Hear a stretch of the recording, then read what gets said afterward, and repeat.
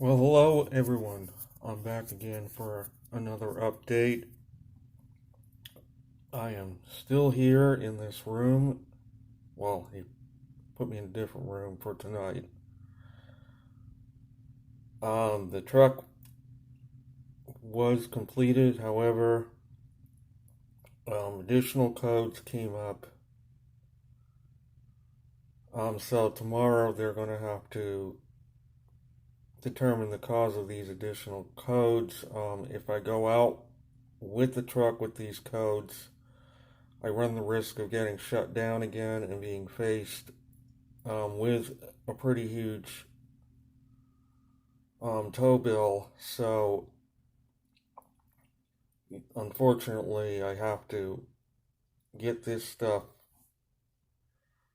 looked at and corrected, which of course is going to cost additional money on top of what I've already paid. But unfortunately, they think it's a wire that might be loose or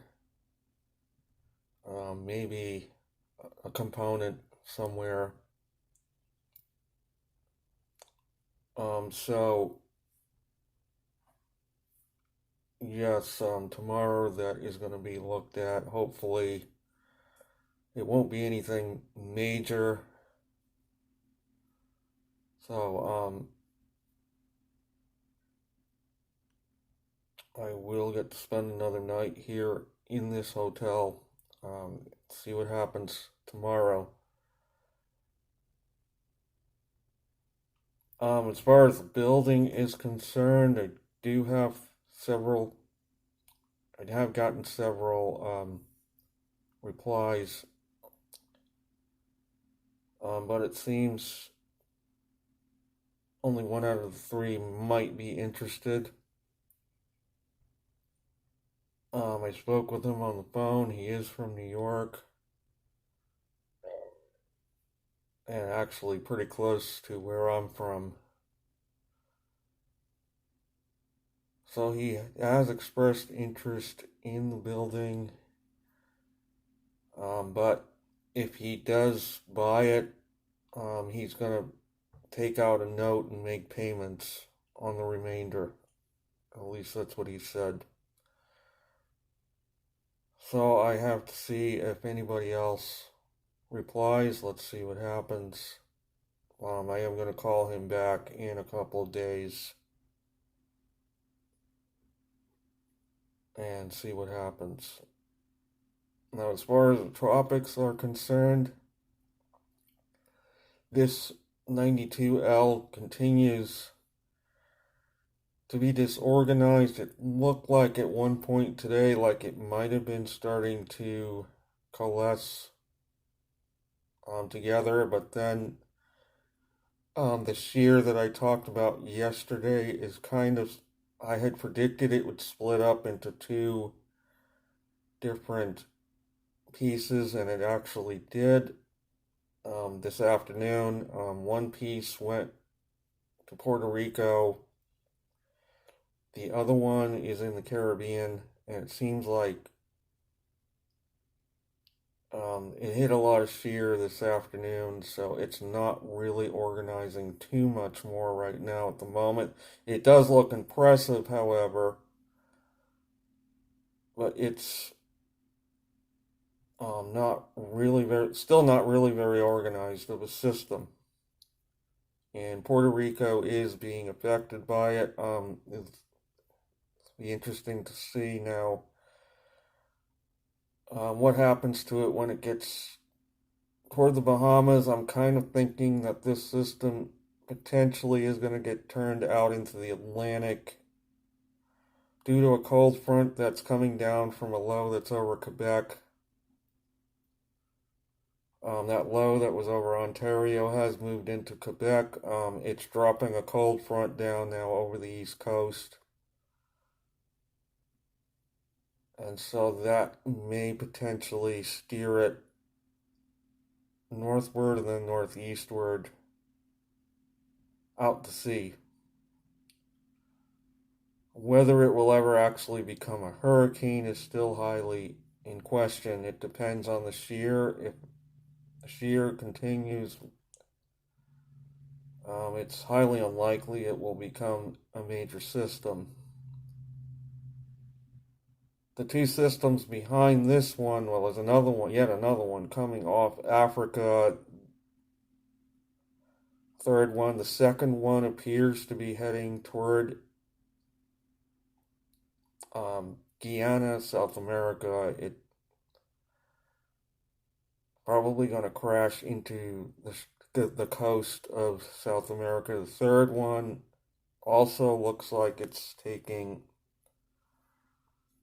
a very southerly trajectory as well. So it'll be interesting to see what happens with these systems, but at the moment they don't appear, it doesn't appear like either one of them is going to be a big threat.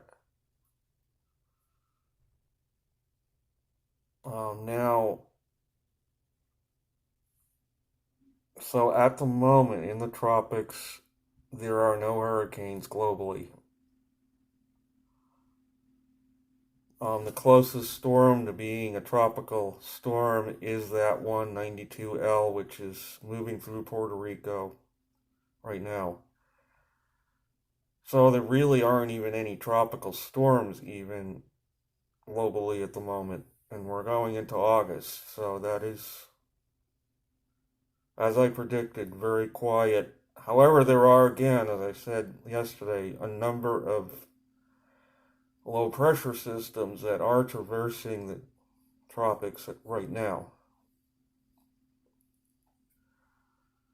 And there is a lot of disturbed weather around the globe occurring. It's just that none of these systems are concentrating and becoming intense. They're spread out over a large area. We hear about the rainfall in China that is being caused by an atmospheric river that has been set up coming off the Bay of Bengal, because we have a high pressure system that has been sitting over Russia to the north that's keeping a frontal boundary, an atmospheric river in place over those areas, and it's a conveyor belt of moisture coming from the Bay of Bengal, passing south of the Himalayas, and then moving into China from the west. And then it continues into Japan. So this is a very long conveyor belt of moisture being drawn up out of the Bay of Bengal, bringing record rains and flooding to China and Japan. However, it appears at the moment that China is getting a little bit of a break in the action, but it's likely going to resume in the next few days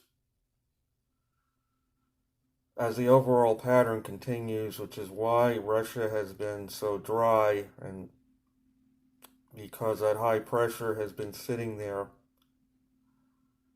and deflecting that moisture. Instead of going up to the Himalayas, this moisture coming up from the Bay of Bengal is taking a more easterly trajectory right into China.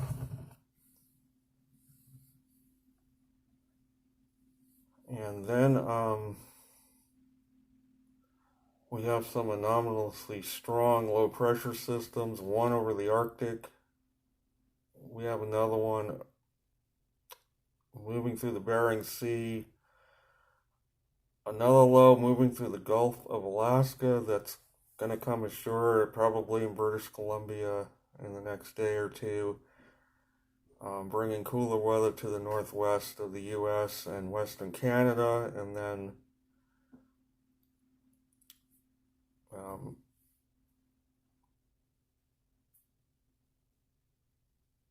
British Isles were very warm today, but there is a front approaching that's probably going to end the heat for tomorrow there.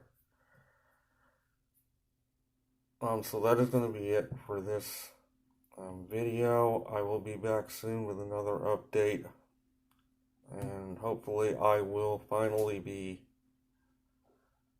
up and running tomorrow.